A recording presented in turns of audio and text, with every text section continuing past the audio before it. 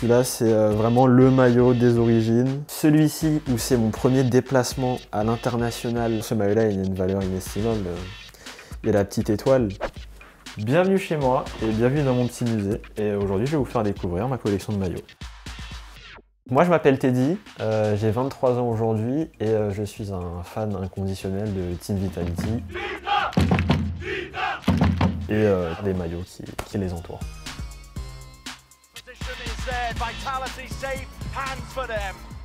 J'ai toujours fait partie de ceux qui étaient dans la hype des maillots. Alors, combien de maillots là? Je dirais, à vue d'œil, une grosse quinzaine. Si on veut parler financièrement parlant, c'est inestimable. Bah, ce nouvel engouement autour de l'e-sport, des maillots e-sportifs en général, pour moi, c'est dû à plusieurs choses. C'est l'explosion qu'il y a eu autour de l'e-sport.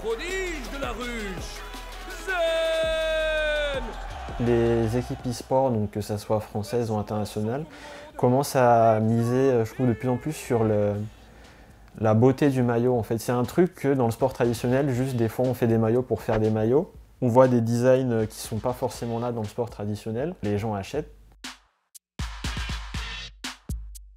Il y a aussi une partie de moi dans le sens où bah, forcément les premiers maillots, j'avais 14, 15 ans, c'était un peu la galère en termes d'argent et du coup je regardais de loin.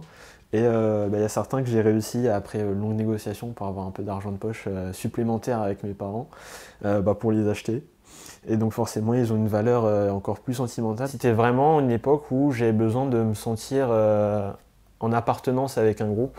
C'est ce qui m'a permis de m'ouvrir et de devenir moins timide, donc j'ai rencontré des personnes fantastiques. Il n'y a pas meilleur sentiment que de retrouver des personnes qui finalement ont la même passion que toi. Il y a un nouveau maillot d'ailleurs qui va sortir en janvier et je l'attends de pied ferme parce que forcément comme les autres maillots que j'ai, à voir à quel événement je vais le rattacher émotionnellement parlant, donc c'est forcément des choses que je mettrai en déplacement aussi.